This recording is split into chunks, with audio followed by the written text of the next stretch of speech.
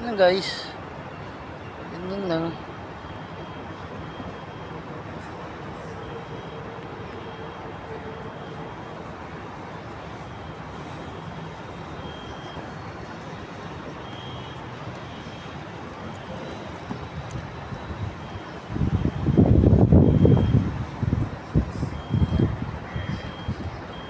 Yun guys, no, ito yung kaibahan ng GLT at saka GBR.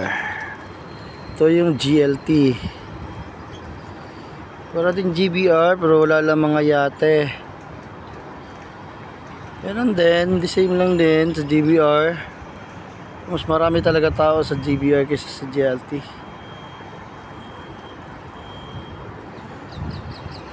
So dito mag-fishing.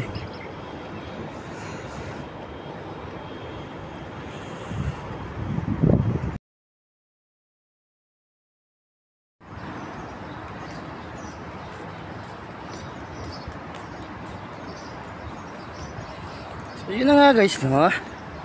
Punta na dito ako sa may mga park.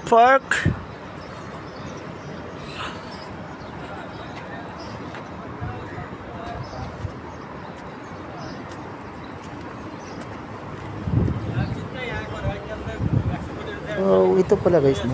Is papunta ko pala ito doon sa kabilang banda. Ayan po. Kung kanina napansin nyo po, ayan po. Napansin nyo po na meron pong island sa gitna, which is tennis court po yan. So dyan po naglalaro yung mga taga rito. At may basketball area din yan sa kabila, pero half court lang po.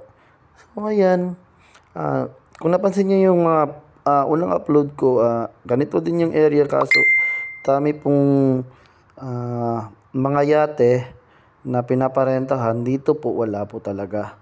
Sadyang mga restaurant lang po sa gilid-gilid. At saka tahimik po dito. Ang dami po dyang nagja-jogging tuwing hapon. Parang jogging area po ito dito. Tsaka dami pong dito, nagpapapawis. So yan, more on work lang talaga dito. Tsaka syempre siguro maaga ako pumunta niyan eh. Di ko alam po yung ambience dyan pag hapon.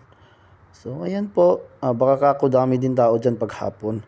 Sarap pumunta siguro pag hapon. So guys, ito din yung sa kabila guys, no? So, ito po, iba din yung view dito. Di ko na po na-record yung papasok dito. Kasi po, gawa mainit. At saka may hawak po kong payong. Sobrang hirap po talaga pag pag dito mag-video ka na may payong ka, at saka di mo pa alam kung saan ka pupunta. Yan po, gala-gala lang din po. At mapapansin nyo po, may kaibahan talaga yan dito sa area na to, at saka dun sa area sa kabila. Ang ganda kaya dito, totoo lang. At saka peaceful, more on coffee shop, more on restaurant. Kaya suggest ko po sa inyo, pag nag-abroad kayo, tsaka lagyan nyo talaga ng hospitality environment yung nyo, resume or CV nyo, para at least man lang hindi kayo mahirapan sa pag-apply. At magpumunta kayo dito, pag magpunta kayo dito, kailangan po talaga ng season po ng hiring. Kasi at the same time, today po, this time is nag-off season po kasi sila, tatanggalan, nagbabawasan. Gawa nga po summer. Pero tsambahan na lang din po. So guys, nandito tayo sa GLT. Sa kabilang side pa ito guys. Iba din yung sa kabilang side kanina pupuntahan. Actually, na video ko na.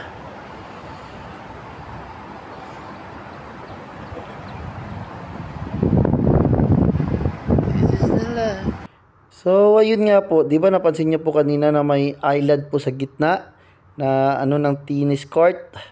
So dito po wala na po. At saka yung design din po ng building doon kanina is parang barko. Dito po iba. At saka yung design ng parang lake ata to, or kasi seaside. So kadugtong siya ng dagat. Iba din yung design niya. So dito guys, nasa metro na ako niyan. Pauwi muna ako niyan. Tsaka ito yung ano, view na nasa metro ka. Naglalakad ka sa metro, sakay ka ng escalator. Yan po yung view. Tsaka dami tao dun guys, naglalakad. Di ka rin mabuport. So ayun lang guys. Dito lang muna sa ngayon. Yan din po yung isang tram. Metro yung nasa taas. Yan po is tram. So dito lang guys. Iwan ko na kayo. Salamat sa panonood. And please like and share po. Bye-bye!